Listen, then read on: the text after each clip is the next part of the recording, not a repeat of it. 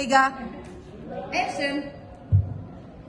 Bismillahirrahmanirrahim. Assalamualaikum warahmatullahi wabarakatuh. Waalaikumsalam warahmatullahi wabarakatuh. Bapak Ibu marilah hadir di sini pada kesempatan kali ini saya akan menjelaskan mengenai pencegahan tindak pidana korupsi sekolah.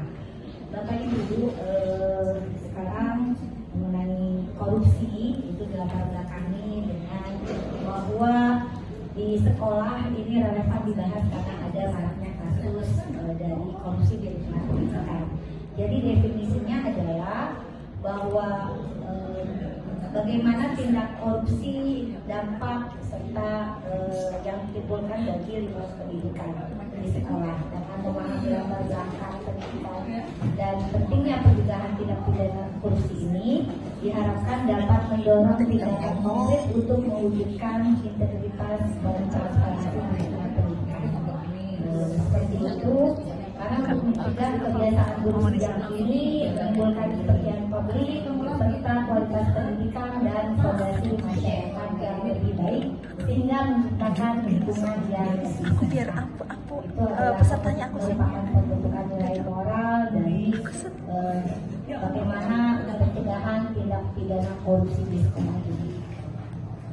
Definisinya tadi adalah menggunakan kekuasaan yang dimiliki untuk kepentingan pribadi atau kelompok, bukan untuk kepentingan umum. Di antaranya adalah penyalahgunaan jabatan untuk kepentingan pribadi serta kepentingan kelompok. Sehingga tindakan ini merugikan masyarakat dan negara karena akan menghambat pembangunan, mengurangi kepercayaan publik dan menciptakan ketidakadilan. Oleh karena itu, upaya pencegahan pemberantasan korupsi harus terus dilakukan.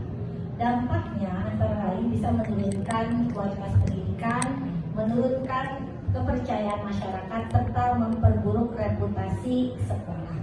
Korupsi di sekolah dapat memberikan dampak buruk yang signifikan pada kualitas pendidikan, kepercayaan masyarakat, reputasi sekolah. Oleh karena itu, sangat penting untuk menjaga integritas sistem pendidikan.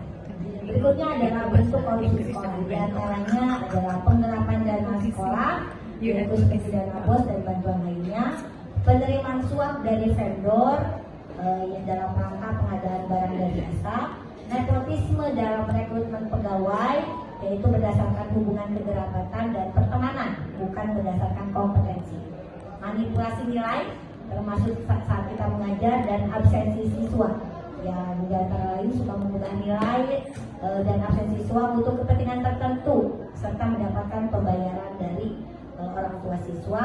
Dan yang terakhir adalah penyalahgunaan fasilitas sekolah seperti kendaraan, komputer atau ruang lainnya untuk kepentingan pribadi, bukan untuk kepentingan sekolah.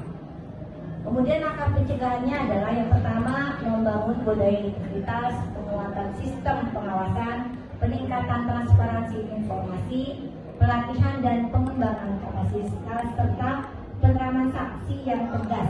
Hal ini memberikan bahwa tindak pidana korupsi ini harus diproses hukum yang transparan dan akuntabel.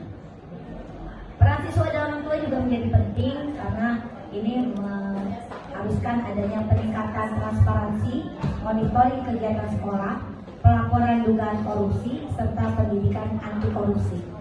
Juga terlibatkan dalam pengambilan keputusan. Untuk itu kerjasama semua pihak sangat diperlukan supaya dapat meningkatkan kualitas pendidikan, penyediaan fasilitas sekolah serta partisipasi masyarakat dan dukungan pemerintah.